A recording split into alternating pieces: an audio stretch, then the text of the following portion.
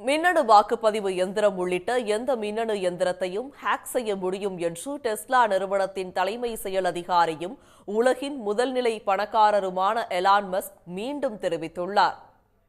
அமெரிக்காவின் ஆளுகையில் உள்ள புவர்ச்சோ ரிகோ என்ற இடத்தில் நடைபெற்ற முதன்மை தேர்தலில் மின்னணு வாக்குப்பதிவு இயந்திரங்களில் முறைகேடு நடந்ததாக கூறப்பட்ட குற்றச்சாட்டை தொடர்ந்து மின்னணு வாக்குப்பதிவு இயந்திரங்களின் நம்பகத்தன்மை குறித்து எலான் மஸ்க் கேள்வி எழுப்பியிருந்தார்.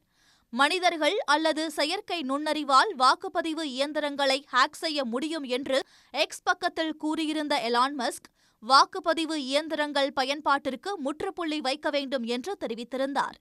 எலான் மஸ்கின் கருத்துக்கு ஆதரவு தெரிவித்த காங்கிரஸ் முன்னாள் தலைவர் ராகுல் காந்தி, இந்தியாவில் வாக்குப்பதிவு இயந்திரங்கள் கருப்பு பெட்டிகளை போன்றவை என்றும் அவற்றை ஆய்வு செய்ய யாரும் அனுமதிக்கப்படுவதில்லை என்றும் கூறியிருந்தார்.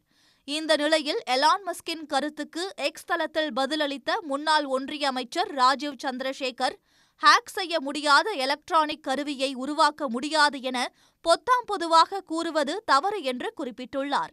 பிற நாட்டு இயந்திரங்களைப் போல் அல்லாமல் இந்திய மின்னணு வாக்குப்பதிவு இயந்திரங்கள் பாதுகாப்பானவை என்று ராஜீவ் சந்திரசேகர் தெரிவித்துள்ளார். இதற்கு பதிலளித்துள்ள எலான் மஸ்க், எதை வேண்டுமானாலும் ஹேக் செய்யலாம் என்று மீண்டும் திட்டவட்டமாக தெரிவித்துள்ளார். எலான் மஸ்க் கருத்து பற்றி எக்ஸ் தளத்தில் பதிவிட்டுள்ள சமாஜ்வாதி கட்சித் தலைவர் அகிலேஷ் யாதவ், உலகின் புகழ்பெற்ற தொழில்நுட்ப வல்லுநர்களே மின்னணு வாக்குப்பதிவு எந்திரத்தில் முறைகேடு செய்ய முடியும் என கூறுவதால் அதன் பயன்பாட்டை கைவிட வேண்டும் என்று வலியுறுத்தியுள்ளார். உடனுக்குடன் செய்திகளை தெரிந்து கொள்ள சன் நியூஸ் பெல் ஐகானை கிளிக் பண்ணுங்க.